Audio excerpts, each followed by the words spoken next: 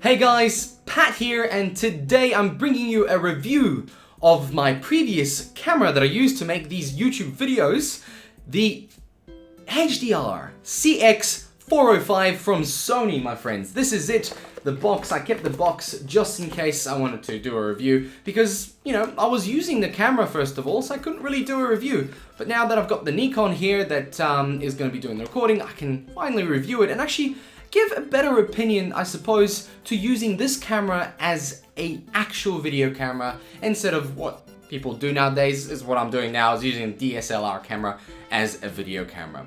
Now, first of all, the thing with DSLR cameras is that they have a tax imposed on them if they don't limit the recording time on their videos, because if it's unlimited, it is classified as a video camera and there's different taxes involved in that. So this is a pure video camera and secondary a picture camera, or a photo camera. So different tax purposes on these, and that is the one buggy and annoying thing about some DSLR cameras that sell on the cheaper end of the spectrum. Now, this thing has got some really interesting specs. Let me just read them out for you. It uses the Exmor R CMOS sensor, which is really, really good. But I find it's not very good in the dark. I'll touch upon that in a second. It's got 9.2 megapixels, 60 times optical zoom, and it's got one of the best stabilizations I've ever seen on a video camera, and I'll explain that in a minute. It's got a 26.8 wide-angle lens, which lets you capture just a little bit more, really without getting that fisheye view, which is really good for a handheld camera. And using the wide-angle lens really does help sometimes, but I found it gave a little bit too much fisheye zoom around the edges when making, still shots, because it was very clear where the rounding was happening. It's got 50 megabit high bitrate, which is really, really good, especially when Premiere Pro has a limit to 60. So when you're exporting the H.264, 60 is your limit. So this really pushes it up.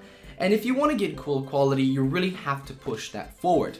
Next thing is it has an MP4 container and an AVCH codec. Now, I have an issue with this codec.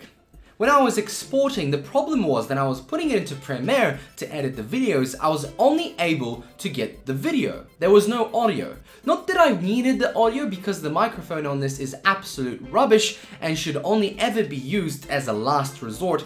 And to be honest, it happened a few times when my audio bugged out or something happened to the laptop, like a battery dying midway through. But again, it is not something I would use as a daily audio recorder. If you are outside, you're gonna get a lot of wind.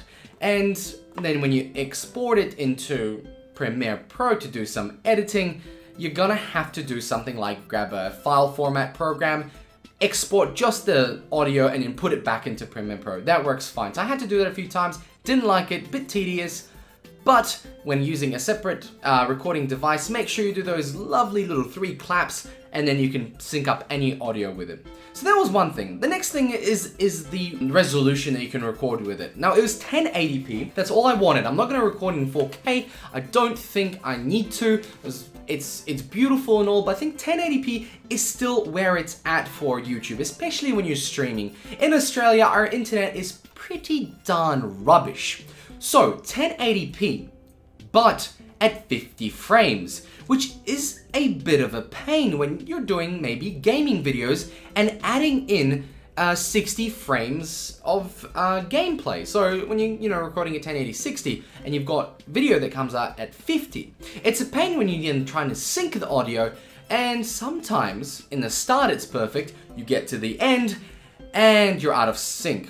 So that is one thing I had to watch out for. I'd always have to make sure it's at 50, and then anything else I would convert it down to 50 and make sure it's timed correctly. So that's a bit of a pain, but I suppose at the price this is, at $300, you can't really fault it to not get the full 60.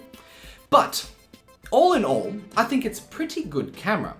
The bonus features that I found was that optical zoom, and the way you could really, really, really zoom in and your hand was still, twitching a little bit, but the image was stable. I found that being extraordinarily cool when I went on holiday and I wanted to use it to get some faraway footage. But the quality did lack in that regard. Bonus feature for us YouTube makers, I suppose, is this bonus, which I don't really like about the Nikon, but if you wanted to get a more expensive one, it could do it too. So, when you pop this out and turn it on, you can actually, when you're recording towards it, flip the screen and have it like that. Instead, at the moment, I've got a big screen connected with an HDMI camera to see myself. With this, you could just put it on your stand and start recording. So that was a great bonus of this camera.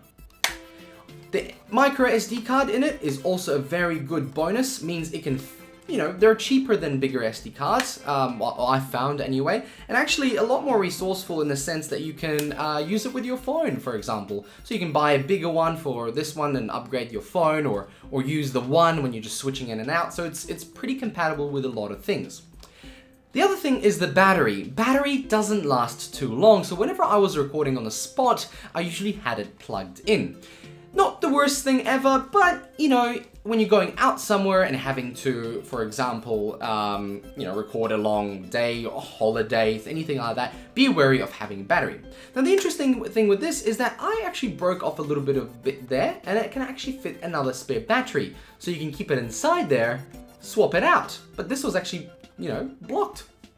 Who knows? I don't know why they did it. It's a cool little storage place. There was a little plastic thing they actually had to bend out and break off. Finally, the last thing I'm going to mention is that you can charge it with USB. So, even though the battery doesn't, you know, fit as much as you want it to and doesn't last as long, you can just charge it with your car. And I did that a lot. And any USB charger. And that happens to be very useful because everybody has a phone and everybody has a USB charger they can use.